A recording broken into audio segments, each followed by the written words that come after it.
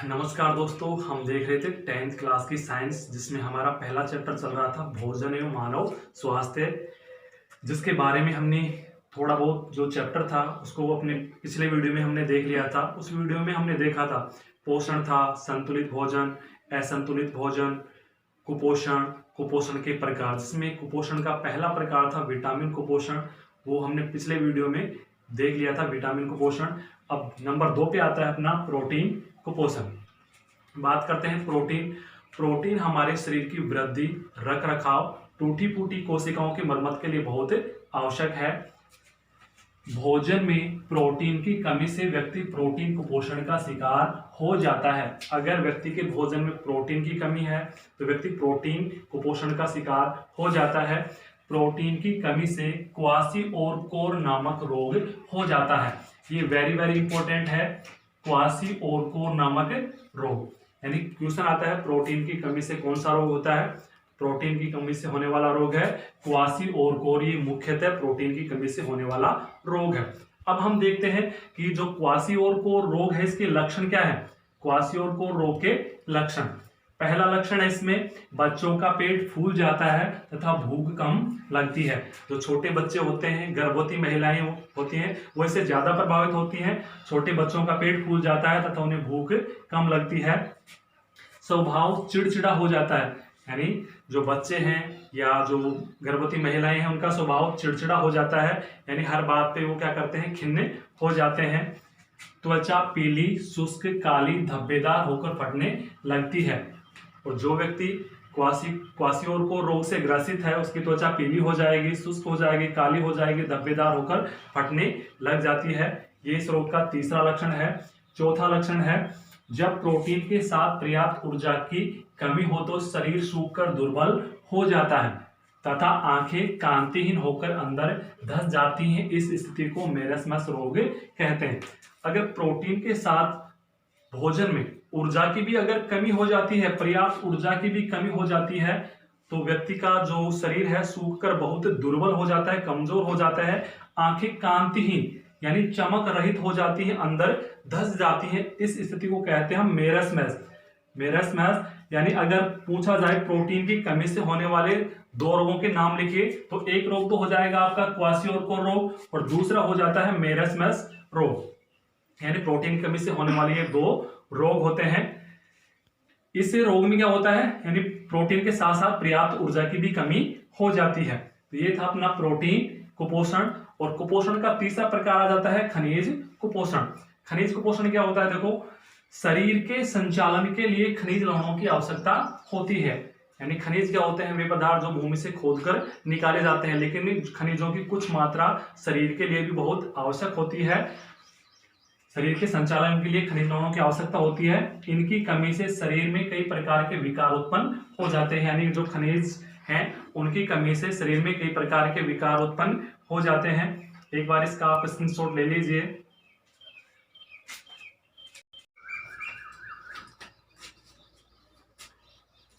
प्रमुख खनिज तत्व, स्रोत एवं कार्य। जो प्रमुख खनिज तत्व हैं, खनिज तत्व कहाँ कहाँ से हमें प्राप्त होते हैं एवं खनिज तत्वों के क्या क्या कार्य हैं, इस सारणी के द्वारा हम समझते हैं। इसमें पहला तत्व आ जाता है सोडियम। सोडियम का प्रतीक होता है Na। इसे Na के द्वारा भी प्रदर्शित किया जाता है। इसके प्रमुख स्रोत यानी कि सोडियम है, ये किन किन में पाया जाता है, मुख्यतः सामान्य नमक, मछली, मांस, अंडे, दूध, इन सभी पदार्थों में सोडियम पाया जाता है। इसके प्रमुख कार्य मांसपेशी संकुचन, यानी मांसपेशियों के जो संकुचन यानी सिकुड़ना या फैलना, उनमें सोडियम काम आता है। तंत्रिकीय आवेश संचरण, यानी जो सूचना होती है तंत्रिकाओं के माध्यम से शरीर में एक स्थान से दूसरे स्थान तक पहुंचती है, इनके संचरण में महत्वपूर्ण भूमिका निभाता है। शरीर का विद्युत अपघटन, यानी कि शरीर के अंदर विभिन्न पदार्थों को तोड़ने का कार्य करता है। संतुलन बनाना, और शरीर का संतुलन बनाने का कार्य सोडियम के द्वारा होता है। अगला खनिज तत्व आ जाता है अपना पोटेशियम। इसका प्रतीक के है, इसको के द्वारा प्रदर्शित किया जाता है। यह लगभग सभी खाद्य पदार्थों में पाया जाता है। जो पोटेशियम तत्व होता है ये सभी खाद्य पदार्थों में पाया जाता है।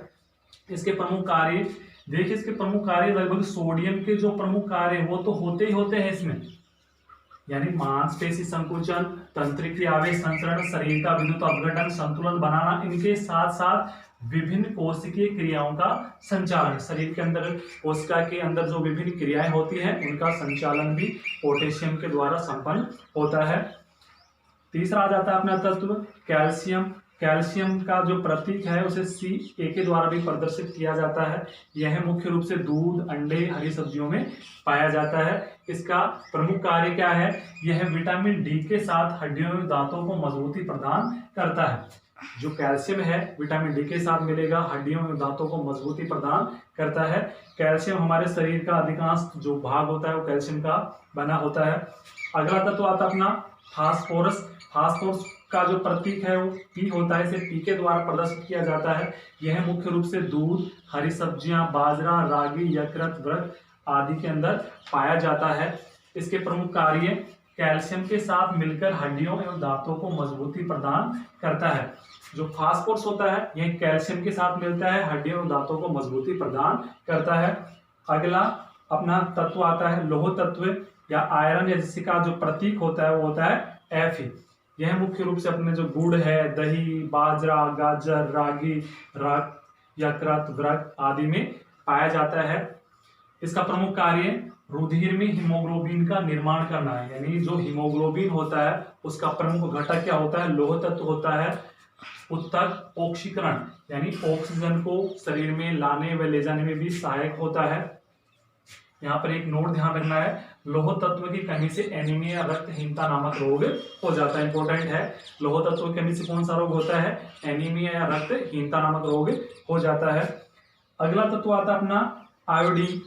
अब जो आयोडीन है इसका प्रतीक है आई, इसे आई के द्वारा हम प्रदर्शित करते हैं। यह मुख्य रूप से काला नमक है, समुद्री भोजन है, जामुन, हरे पत्तों वाली जो सब्जियां हैं इन सभी में ये पाया जाता है। इसके प्रमुख कार्य थायरोक्सिन के निर्माण में।